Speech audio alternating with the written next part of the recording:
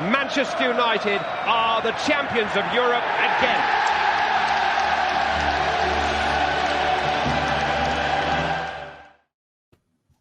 Hello and welcome back to episode 2 of Trafford Tactics. In this series, we obviously look back on a game of the previous month that really stood out to us, and along with Ryan beneath me, we dissect it tactically for you. So, to start off with Henry, as usual, how you doing? Yeah, I'm all right. You? Yeah, how can you not be all right when we're top of the league, Henry? Come on.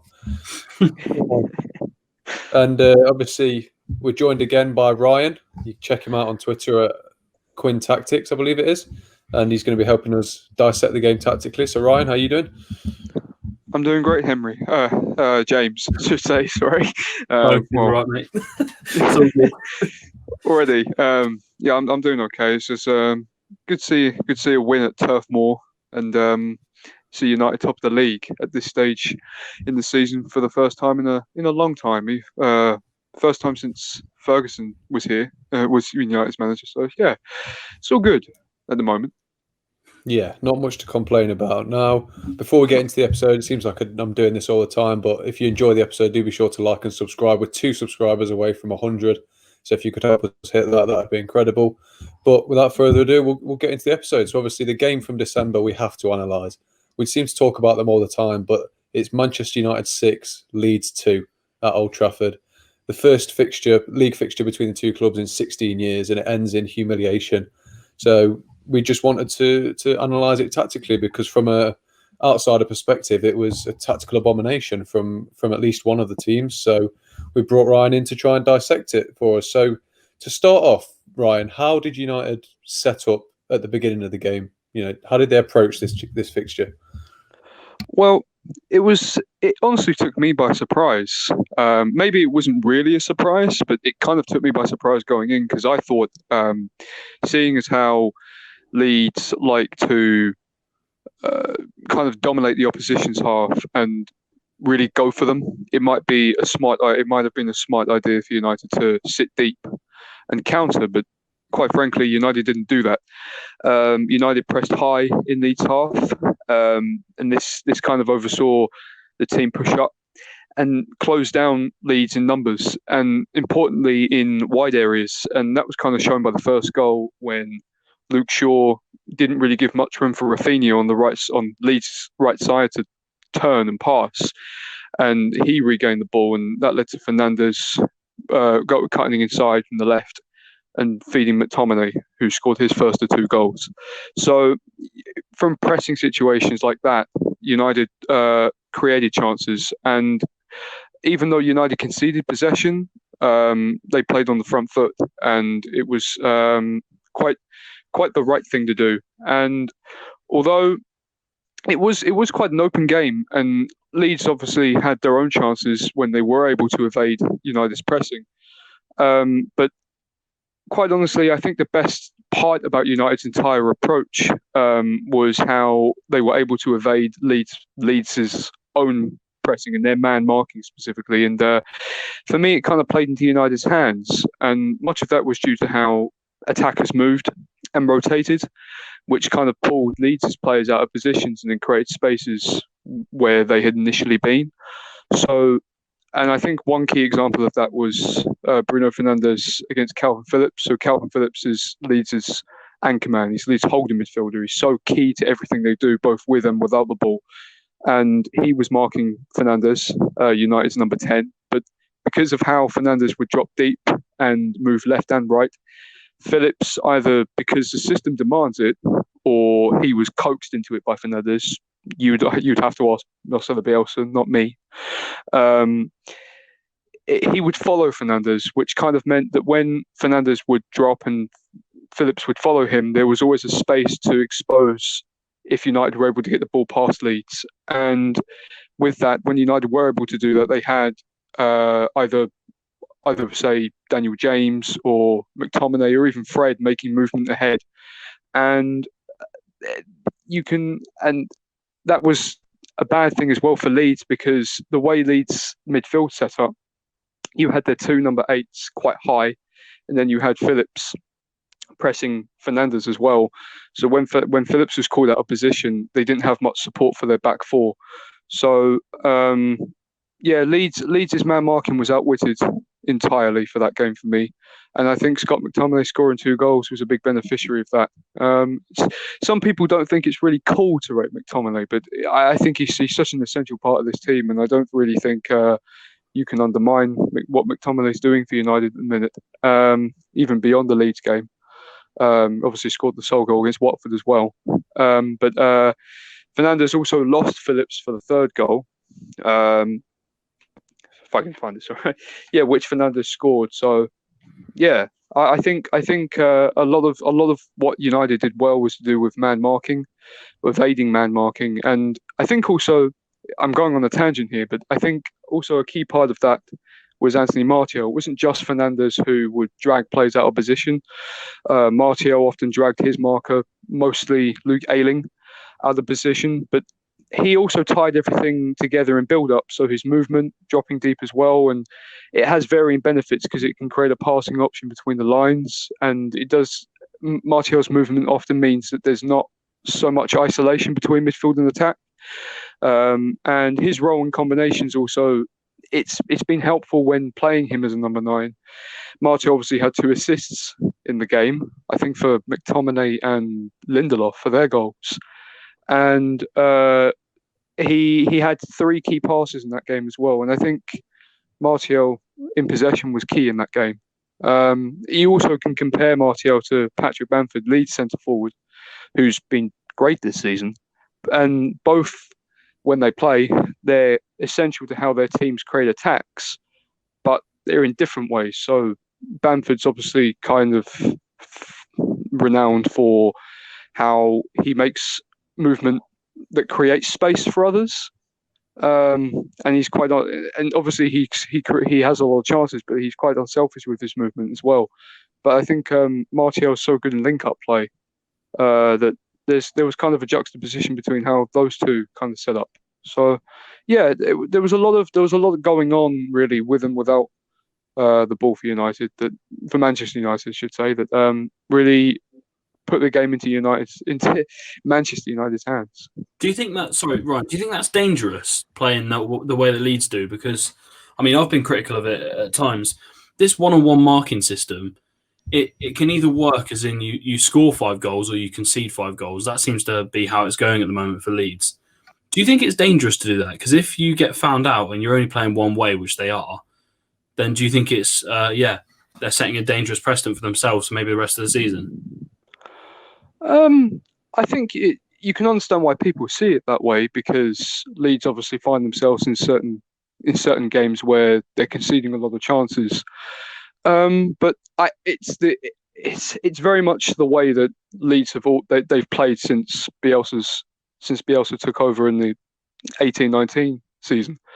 I don't think they're ever going to change, and for me, it's not fundamentally flawed. It's not a fundamentally flawed system. It's something that really opposition teams have to work at to really expose.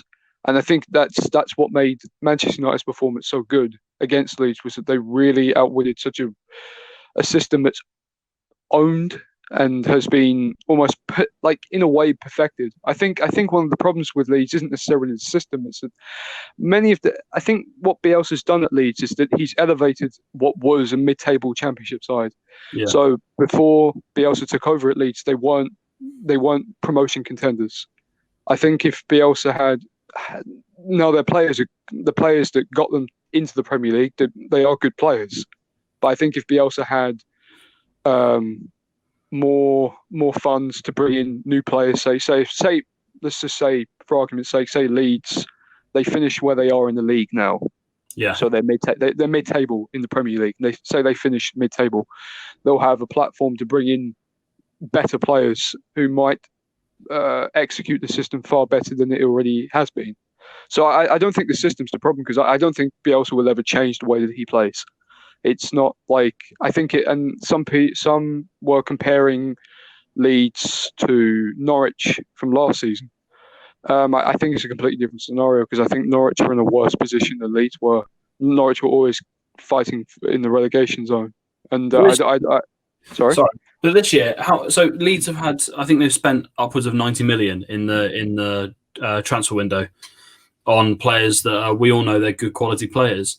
How much money does he need to implicate this style? Because it's, in the Premier League, you're up against a completely different animal compared to the Championship in terms of quality. So, is this something that you think will progress over time, or do you think they'll get found out? Because it seems to be kind of the latter at the moment. It's very possible. It could go it could go either way.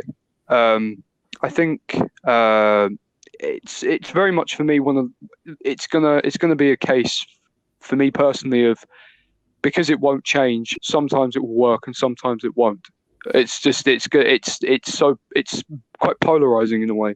Yeah, I just quite frankly do not see Bielsa changing. He has faith in the system. He has faith in the players at his disposal. But I just think that the player quality, because I mean the crop, the spine of the team is still very much the players that were even at Leeds before Bielsa's arrival. Like Calvin Phillips was he was an attacking midfielder, and then Bielsa turned him into a holding midfielder, a massive turnaround.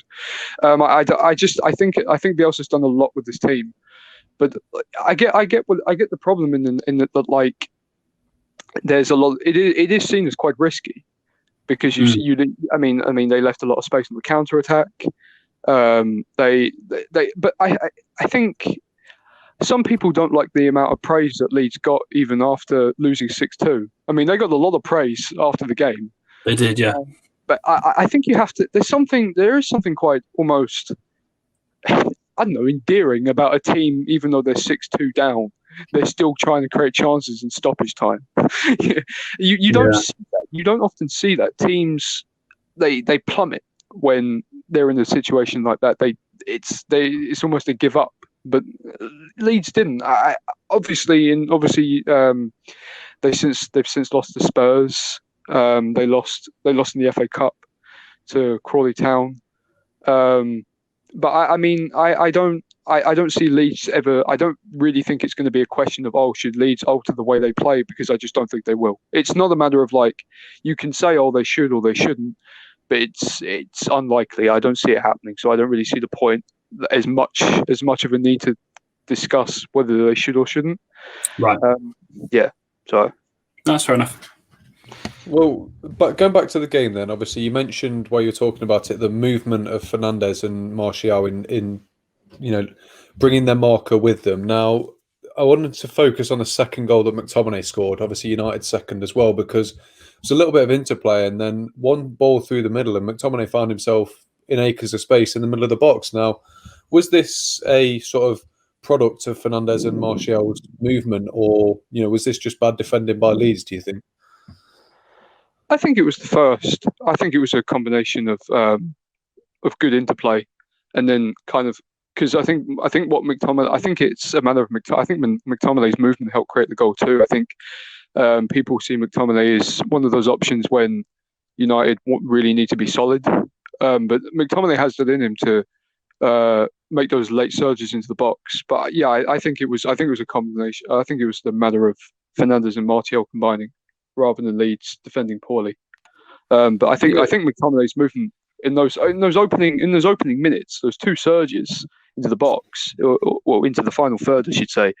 Yeah, I think McTominay has as much stake to claim in how that goal was created with his movement as much as anything, honestly. Yeah, definitely. Well, you said earlier as well, it's not trendy to praise McTominay, but he definitely deserves praise. Now, he seems to have sort of turned his game on its head. He seems to be like a key player for United now. After last season, a lot of people would take him or leave him. So is there anything that you can pinpoint? And I'm putting you on the spot here a little bit. This probably isn't something you prepared, but is there anything you can pinpoint within his game that he's improved this season, or do you think it's a tactical tweak or what? Because he is having a really good season, isn't he? Yeah, I think what's kind of improved is maybe just a matter of having a bigger part to play in the team. I think his passing has improved, I should say. I think people tend to say, "Oh, McTominay." I mean, I've said it myself. I'd say McTominay's not as creative or expansive with what he does with the ball as, say, Fernandes or Van der Beek or Pogba or even Fred. But I think with McTominay, he's quite versatile in what he does. He covers ground. He's kind of he's a beneficiary for Solskjaer's tendency to adapt the system used in games. I mean, because McTominay can play in a pivot, in a double pivot, in either a back three system or a 4-2-3-1. I comfortably see him play in a diamond, and he could easily comfortably fit into a 4-4-2 or a 4-3-3 as well, which United have used from time to time. But no, I think he's very dependable. He's one of those players that he's always going to give a solid performance. I don't think he's not. He's never going to put in like a horror show, if you will. Like yeah, you have kind of put me on the spot, but yeah, I think McTominay's key for those games where United really need to grind it out as well. So obviously, I thought the McTominay substitution in the recent game against Burnley was made a bit too late. I would have brought him on maybe as soon as United scored, honestly, because it didn't seem like United were going to score again after that goal. It just seemed like they really need to kind of grind it out against Burnley, who probably would have wanted a point at least. But yeah, I think McTominay's one that he's just a reliable player. So yeah. Fair enough. I think he's also sort of coming of age now, isn't he? He's getting to the more he's playing, the older he's getting, the more he's going to progress naturally. I think that's a big factor of it. And also, I think with you saying the substitution, I think he did need to come on. But I think if you bring him on as soon as you score, that's a bit of a statement of intent, isn't it? You're sort of telling the opposition, this is what we're going to do now. We're going to sit off you and we're going to let you attack. So I don't have too many complaints in that area, but I will sort of bring you back into your comfort zone with something you have prepared, because another player who really stood out against Leeds is Daniel James. Now, he's not a fan favourite by any means, is he? And I think, okay, on more than one occasion, it's been justified because he's not quite at that level, in my opinion. But, you know, Solskjaer used him perfectly, didn't he, against Leeds? So, you know, how much of a inspired performance did he have, do you think? Well, he hadn't started in the Premier League since October going into the game. And I thought, I've often discussed in my articles or online or on Twitter about rotations and how often those sorts of changes going into games should be made.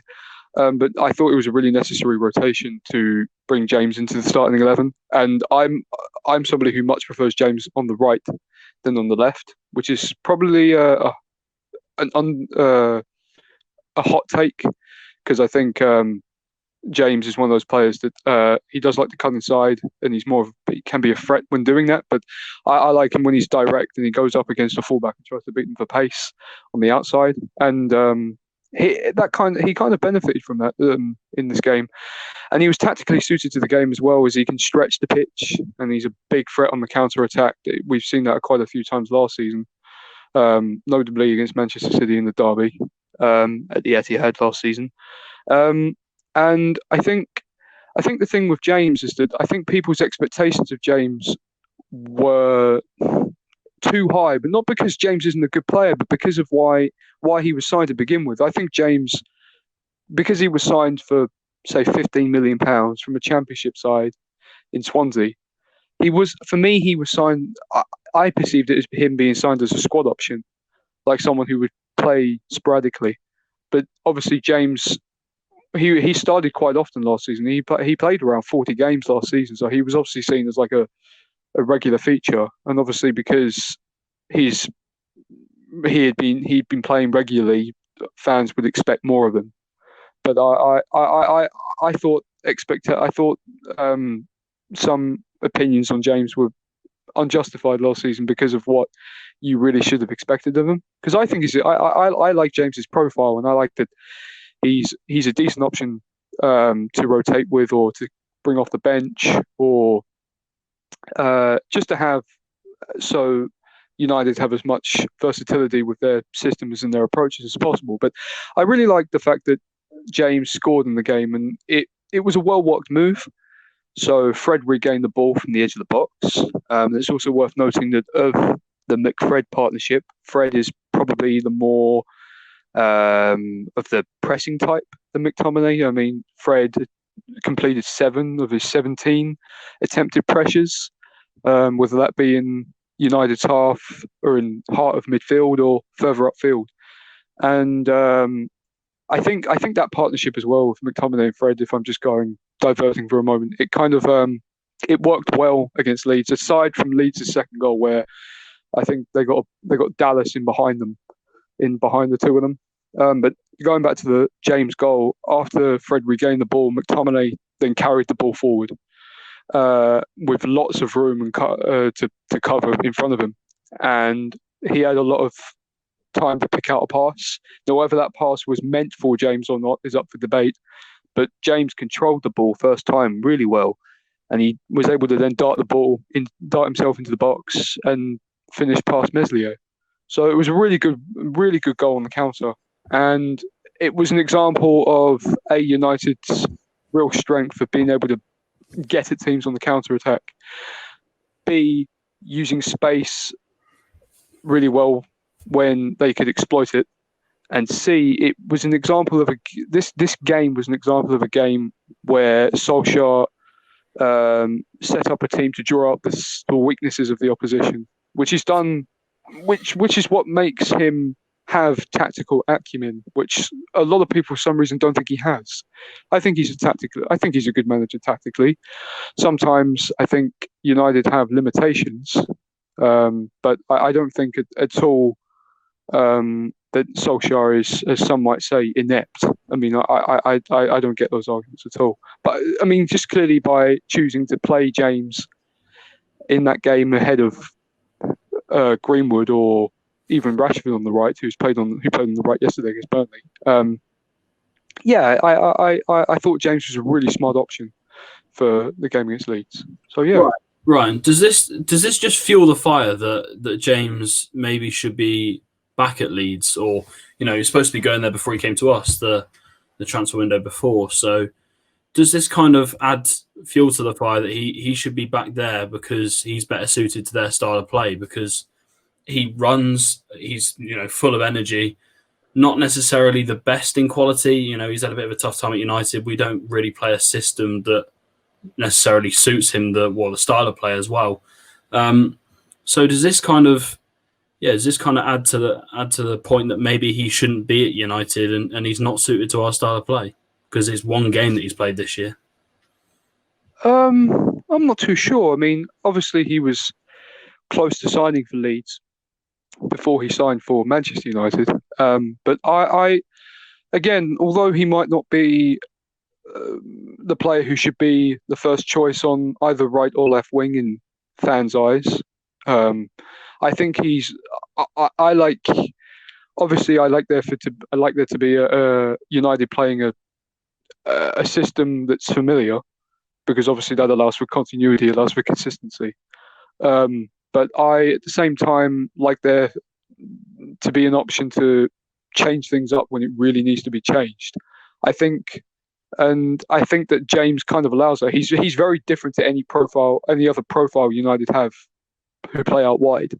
I just think he might be more suited to how Leeds set up because of his direct approach and because of how he utilises his speed and because of how he makes runs. But I like the idea of United having an option like James. He gives something different on either flank. There's also been some ideas. I think there's been people pondering in the past like what James would be like as a wing back. Would he be more effective as a wing back than he would as a winger? Say in a 3-4-3, you have maybe a left-footed winger on the right who tucks in while James overlaps. Would that be an interesting thing? I think someone like James gives United just that extra little bit of versatility, which I think is useful. I like United having that. So whether he would be more suited to Leeds United or not. It isn't. Again, I can see why you're asking that because he was so close to signing for Leeds. They clearly see something in him. He's been linked with Leeds again since. But I like James's profile and what he gives to United. Speaking of wingers, it would also be interesting to see what Amad Diallo brings, who's finally arrived from Atalanta. So, yeah. It definitely would, wouldn't it? I think as long as we don't rush him into the first team, I think it'll be a very exciting signing. But obviously, Daniel James profited from how open and expansive the game was from both teams. There was, I think, a combined total of over 30 shots in that game between the two teams. So it's not the sort of game we see that often. Even with games that Leeds are involved with, they're not usually this open. It was just back and forth attacks at each other. So what made the game so open, do you think? Was there just a lack of real midfield? But I think that argument is null and void because of how well McTominay played. So what made both teams so open in this game? I think it was possibly how intense both teams were. I think when there's been a few notable defeats that Leeds have had this season against West Ham and Leicester City, where both sides just mentioned they defended quite deep. This is what made me think that United might defend, but Manchester United might defend a bit more, might play in mid to low block against Leeds. Was that West Ham and Leicester both defended quite deep. Leeds were really exposed by Leicester on the counter, and West Ham's goals came from set pieces. Leeds have conceded, I think, the most goals in the league from set pieces this season so far. But I think the fact that, the game against Manchester City at Ellen Road, the draw between Leeds and Manchester City, that was quite an interesting game in terms of pressing as well, because Leeds were really kind of thwarted by City's pressing in the first half, and then they kind of adapted to it in the second and caused Manchester City some issues. I think the reason why it was so open was because of how intense both sides were. It wasn't just Leeds being intense, like off the ball. Manchester United really went for Leeds high up the pitch. And I think as well, there were a few times that, as said, even though McTominay and Fred had a good game, they were caught out a few times, once or twice, and I think that Leeds had a chance early on in the game where Bamford got in behind. I think it might have been Lindelof. So yeah, I think the way both teams set up off without the ball up against each other, it created an open game. So yeah, I think it was the fact that both sides were intense off the ball, not just Leeds, made it open. Definitely made for an entertaining spectacle, didn't it? Now, Henry, well, I'll ask Henry first, and then I'll come to you, Ryan. Do you have anything else to add about the game before we sort of move on to one other thing? Well, I'm just, to be fair, I was pleased with the performance more than anything. I think one thing that people miss out on in that game is the application of the setup itself. So United had to get that right in terms of the press. It had to be the right timings. Pulling the players out of position had to be done at the right times to get the combinations in midfield going. I think everything that could have gone right in that game went right. And I know they were still pressing towards the end of the game and stuff, but people think, 6-2, that is a hammering on a side that are regarded as a good tactical side. So, just delighted. Well, Ryan, do you have anything else you'd want to say about the game? It was probably my favourite game of the season so far. Not just from a Manchester United standpoint, but just in terms of watching games across the season. It was really entertaining. It was probably, quite honestly, it was probably the most entertained I've been watching of a football game I've watched in quite a while. I was just, maybe it's the Manchester United bias kind of kicking in, but it was a really enthralling game. which I didn't expect it to be like that. I really didn't. And it kind of, maybe it perhaps wasn't such a surprise given how Solskjaer, he consistently adapts to the weaknesses of the opposition. But it's just the game in the moment just kind of took me by surprise with how intense United were. I mean, obviously there had been prior cases of United pressing in games, but it just took me by surprise. I was really pleased with it. So tactically and from a fan perspective, it was just perfect. Great game. It was, wasn't it? It was very enjoyable to watch. Now, one last thing I wanted to cover is obviously moving out to a wider sort of context of the season. We're now top of the league, as we were speaking about beforehand. Very happy to be top of the league. But, you go back a couple of months and we'd just been beaten by Tottenham. Obviously, the last episode we did with you, Ryan, we'd just beaten Southampton to put us on the verge of top four, I believe. And at that point, top four would have been a good achievement. So there's a lot's changed at United in the last couple of months. Now, do you think their success is based purely on tactical setup, or do you think it's partially down to the fact that we've seen it time and time again now, there's this real sense of unity and belief within the squad that they can do this? So do you think it's down to that, or is there anything notable tactically that Ole Gunnar Solskjaer started to implement? I think it's a mix of a few things. I think tactics do come into it. I think United are there are certain aspects of United's play in possession that I would have previously kind of criticised, if I may say so myself. I do think United are really improving in terms of like how they create combinations, like in terms of their link-up play. I think they're getting more options in say between the lines. It seems a lot more coherent now than it was. United have more of a structure to their attacks, which I think is really helpful. I also think what comes into it as well is maybe the results of teams around United. So Chelsea picked up some results, but then I think since the defeat to Arsenal, Chelsea have kind of dropped off. I think Tottenham had some poor results as well. Liverpool obviously lost to Southampton. So the results of other teams are helping United as well. But I think United are just being that little bit more coherent on the ball. And I think the form of certain players is helping. I think Eric Bailly's come back from injury and he's been very good. He still has that moment of he can be erratic, but I think he's been very good. I think Pogba's been in great form as well. I remember the Sheffield United game, and it wasn't necessarily a great performance in United, but Pogba had some moments of brilliance as well. And I think although Pogba's been linked with a move to Juventus, a move back to Juventus, if he can, just keep him playing the way he is for as long as it lasts.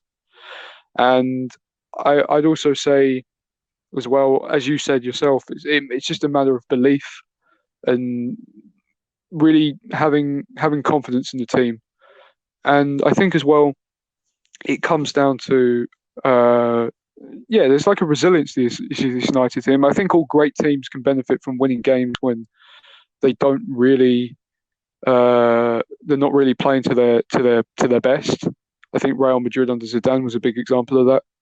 So obviously, Zidane's Real was a great team, but there were a few games, say in the Champions League. I remember they were playing Napoli, and they were completely outplayed. They were outplayed by Napoli, but they won on aggregate comfortably. So it's things like that as well. I think they're slowly but surely getting better at a lot of different things, and I think this season, the irregularity of this season. Some people call it COVID football. It could possibly play into United's hands as the season moves on. Well, we've got success at the minute, and long may it continue. So I'll come to both of you for sort of final points before we round up. Henry, you got anything else you want to add to the episode? I'm just going to add that I guess I've been made to eat my words over the last 6 months, I'd say. But to be fair, having been heavily critical of what United have done previously, like last year, poor at times. The start of this year was a bit kind of shaky, but I'm actually finally seeing a side that's got a style of play, which is something that we haven't had for a very long time. So we're usually going to play a 4-2-3-1. You can kind of predict the team. If you can predict a team, predict an 11 that's going to go out kind of game by game, or the majority of those 11 players. If you can predict that, then you've got a manager who knows what he wants, believes in a certain team, and we're finally seeing that. And that is literally all I've been asking for the last 2 years, and it's finally coming to fruition, and it seems to work. So, I'm happy as long as we're winning games, and as I said, I'll always back the manager if we're performing well. So yeah. Definitely, I've been similar to you. I've been critical of Ollie in the past, but I'm more than happy to eat my words on anything bad I've said. At the time it was probably warranted, but I think it's about time everyone sort of cut him a bit of slack now. But Ryan, anything else to add before we wrap it up? It's very nice to see United doing well and at top of the table. For how long it may last, I don't know. But it's swiftly moved on from the unfortunate Champions League exit. I think United have really bounced back from that, and it does seem that United are on the up. Just because for me, it was always going to be a long process with Solskjaer. It was always going to be a long-term project. So I think slowly but surely, they're starting to see more signs of what Solskjaer wants to do with this United team in the long term. It's refreshing. It's nice to see. It's nice to see there being kind of a belief amongst the players, and it's a good thing. But I'd also say I don't like being that kind of guy, but watch out for Man City as well. They've picked up as well, so just watch out for them too as well. But it's onwards and upwards is what I'd say. Definitely. Now, last thing before we end, obviously me and Henry will talk about the Liverpool game when the time comes, but it's a massive game at the weekend, Ryan. So I just want to know your score predictions. You can